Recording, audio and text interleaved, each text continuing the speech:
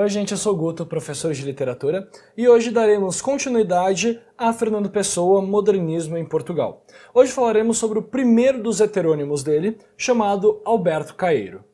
Alberto Caeiro é também conhecido como o mestre ingênuo. A gente vai entender o porquê disso. Alberto Caeiro talvez seja um dos mais importantes heterônimos de Fernando Pessoa, porque é exatamente ele que vai influenciar todos os outros heterônimos, inclusive a vanguarda sensacionista. O que é muito louco, porque o Fernando Pessoa cria um poeta, atribui a esse poeta poemas, atribui a esse poeta construções, e a partir das construções que ele mesmo atribuiu a esse poeta, ele diz que é influenciado por essas construções e através dessa influência ele cria a vanguarda. Então existe uma questão de que todos esses poetas coexistem no mesmo universo, e não só coexistem no mesmo universo, como se comunicam.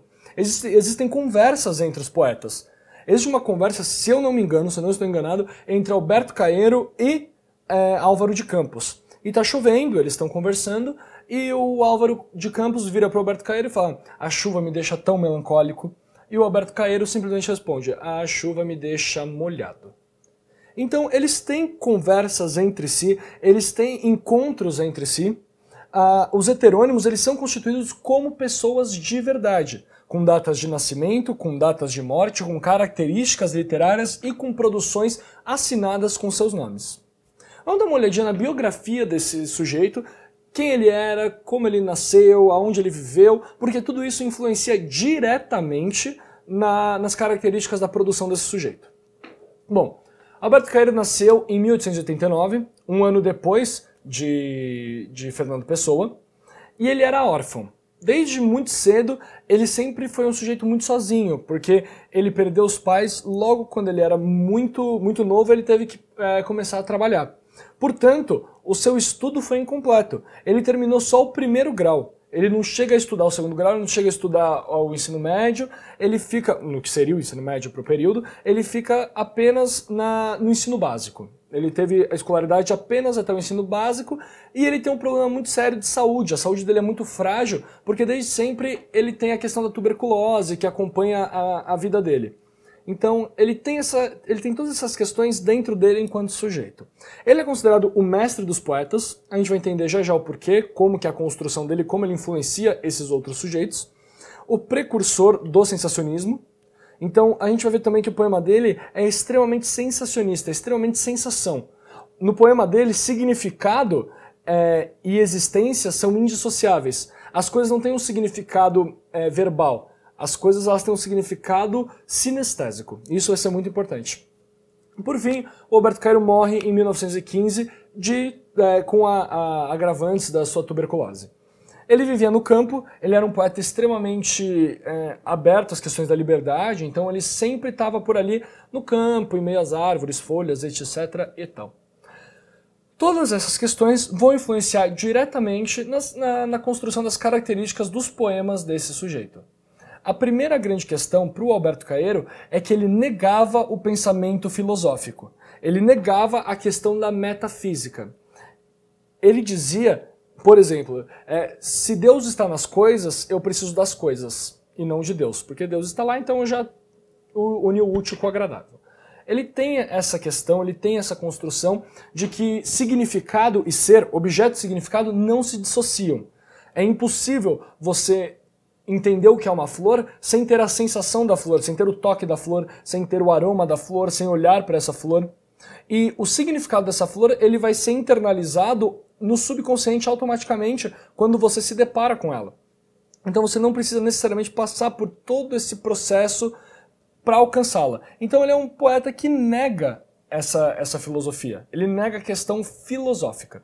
Embora ele passe por uma intelectualização da sensação, para conseguir expor ela no poema para nós. Ele trabalhava com o verso livre, ele não era versado nas questões das métricas, então ele sempre trabalhou muito com essa questão do verso livre, e acima do verso livre, a simplicidade nos seus versos, a simplicidade nas suas construções. A gente vai ver que a simplicidade está no plano da linguagem. É muito claro, é muito tranquilo a leitura em si, mas a compreensão dos poemas do Alberto Caeiro são extremamente além de sinestésicas, sensoriais, são extremamente profundas. Então são poemas que a gente precisa ler com muita atenção. Ele trabalha com essa ideia do sensacionismo, causar no outro aquilo que ele sente, ele faz essa intelectualização da sensação, muito embora não de forma tão evidente no poema, a gente vai ver já já como isso aparece. E para ele a natureza é absoluta, a natureza é plena. Deus está nas coisas, Deus está na natureza, então ele precisa da natureza e não de Deus, ele sempre reforça essa questão. E acima de tudo isso, e o mais importante, significado e existência não se dissociam, ser e significado são uma coisa só. Você não precisa interpretar as coisas, o significado já emana desse objeto, o significado já emana da própria questão que está sendo apresentada, e emana principalmente através dos nossos sentidos. Lembrem, retomando o que era o sensacionismo, é a ideia da sensação dos sentidos, é retomar essas questões, intelectualizar essas sensações, a ideia de conseguir passar para o outro como é o aroma de algo, como é o som de algo, como é a questão do toque, de ver alguma coisa, é passar todas essas questões que estão no plano dos sentidos. Bacana? A principal obra do Alberto Caeiro se chama O Guardador de Rebanhos. É uma obra, não é a única obra, ele tem mais uma ou duas, mas é a mais conhecida e exatamente por ser muito boa. A construção dos poemas, todos de forma extremamente sinestésica, ele constrói diversas questões. Pensar em Deus é desobedecer a Deus, porque se Deus quisesse ser conhecido, ele teria se apresentado. Ele coloca diversos momentos essas questões que para a gente parar de ter o pensamento metafísico, para a gente aproveitar, para a gente usufruir das coisas enquanto sensações. Então eu acho essa construção muito, muito importante, muito interessante dentro do pensamento do que o Alberto Caeiro propõe. Lógico, quando o Fernando Pessoa pega a construção do Alberto Caeiro e ele vai criar o sensacionismo em si, ele faz algumas mudanças, mas o embrião do sensacionismo, a base do sensacionismo está presente nos poemas desse sujeito aqui. A principal vanguarda nasce com Alberto Caeiro. Bom, agora eu vou apagar aqui e a gente vai ver um poema do Alberto Caeiro que já vimos numa aula passada, mas não de maneira tão aprofundada. Vamos ver um poema do Alberto Caeiro que fala exatamente sobre essa questão das sensações. Bom, para finalizar nossa aula hoje sobre Alberto Caeiro, vamos falar sobre O Guardador de Rebanhos 9, o nono poema dentro dessa principal obra do heterônimo. Sou o guardador de rebanhos, o rebanho é meus pensamentos, e os meus pensamentos são todos sensações. Penso com olhos e com os ouvidos, e com as mãos e os pés, e com o nariz e a boca. Pensar uma flor é vê-la e cheirá-la, e comer um fruto é saber-lhe o sentido. Por isso, quando num dia de calor me sinto triste de gozá-la tanto, e me deito ao comprido na erva, e fecho os olhos quentes, sinto todo o meu corpo deitado na realidade. Sei a verdade e sou feliz. Esse é um poema que trabalha muito com a construção sensacionista e que vai ser um dos principais poemas que vai inspirar Fernando Pessoa ortônimo em criar o sensacionismo. Por quê? Sou o guardador de rebanhos. O rebanho é meus pensamentos e os meus pensamentos são todos sensações. Os pensamentos dele, a questão a filosofia do Alberto Caeiro é a própria sensação, é o próprio viver, é o próprio sentir. Ele não tem uma questão de um aprofundamento racional, mas essa razão existe nele e está transformada, transposta em suas sensações. Ele sabe transformar as sensações em palavras. Esse é o processo de racionalização das sensações. Mas qual é o mais importante para o Alberto Caeiro? A questão das sensações. Os pensamentos dele são todos sensações. Ele pensa com os olhos e com os ouvidos. O pensar aqui tem um sentido de compreender, tem um sentido de conseguir alcançar o significado, o sentido. E ele só alcança o sentido das coisas através das sensações que essas coisas geram nele. Penso com os olhos, compreendo as coisas através dos meus olhos, através da minha visão, e com os meus ouvidos, através da audição, e com as mãos e os pés, através do meu tato, e com o nariz, o olfato, e com a boca, o paladar. Ele compreende o mundo através dessas sensações. Ele quebra com a racionalização de compreender o mundo apenas através da palavra racional, apenas através da racionalidade. O mundo ele é compreendido aqui através dos sentidos, através da maneira sinestésica, através daquilo que não está dito, mas que entrega o seu significado. Pensar uma flor é vê-la e cheirá-la, ou seja, ter a imagem da flor, tentar retomar a imagem da flor na mente, é sentir o cheiro dela e ver a própria imagem dela, sentir o tato dela. É constituir essa flor como se ela fosse um corpo físico diante de nossos olhos.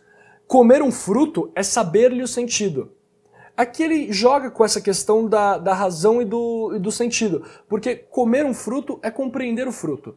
Você compreende o fruto através do gosto que ele tem, através da forma que ele possui, através do cheiro que ele exala. Então toda vez que se come um fruto, conseguimos, pelo menos Alberto Caeiro consegue compreender o sentido desse próprio fruto. Quando pensamos numa flor, nós não pensamos simplesmente na palavra flor, mas a gente precisa retomar necessariamente a imagem da flor, o cheiro da flor, a forma da flor. Todas essas questões são colocadas dentro desse poema sensacionista, desse poema que nega o pensamento filosófico e que adere ao pensamento sinestésico. Isso é muito importante. Por isso, quando num dia de calor me sinto triste de gozá-lo tanto e me deito ao comprido na erva, eu fecho os olhos quentes. Então aqui tem toda uma questão sinestésica que ele não está colocando pra gente, pense que você está deitando na erva, mas quando ele fala que ele está se deitando, a gente tem essa imagem construída na nossa mente. Os nossos olhos são colocados nesse momento e é como se nós mesmos estivéssemos deitando nessa erva e fechando nossos olhos que estão sendo aquecidos pelo sol. Então aqui existe a questão da visão e do tato amalgamados, juntos ao mesmo tempo. Sinto todo o meu corpo. Ele compreende a existência dele quando ele sente esse corpo, quando ele consegue sentir cada pedaço do corpo dele quando ele está deitado nessa erva, quando ele está deitado nesse campo. Sinto todo o meu corpo deitado na realidade. A realidade para ele não é alcançada através do pensamento, a realidade para ele é alcançada através da sensação, do tato. Quando ele consegue sentir o corpo dele em contato com esse chão que abarca ele, ele consegue sentir a realidade, porque ele sabe que a realidade existe. E é nessa realidade que ele habita. Sei a verdade dessa realidade, ele consegue compreender as coisas pelas sensações, ele não precisa encontrar uma verdade metafísica, uma verdade filosófica, a verdade é a própria realização do mundo, o mundo concreto, o mundo estar existindo, e as sensações dele estarem dando resposta a esse mundo. Sei a verdade e sou feliz. Sou feliz por ter a concepção de que eu existo através de minhas sensações. Então, o Alberto Caeiro vai ser o grande mestre de todos os outros poetas, inclusive Fernando Pessoa, o ortônimo. Vão ser os poemas dele, a construção que ele cria, que vai inspirar Fernando Pessoa em diversas das suas próprias construções. E ele é um sujeito incrível e a gente consegue ver por esse poema. Enfim, terminamos aqui o primeiro heterônimo, com esse apanhado básico, as principais características, biografia, esse poema belíssimo. E na próxima aula falaremos um pouquinho sobre Ricardo Reis, o poeta pagão. Espero que tenham gostado, espero que tenham compreendido. Encontro vocês na próxima aula. Tchau, tchau.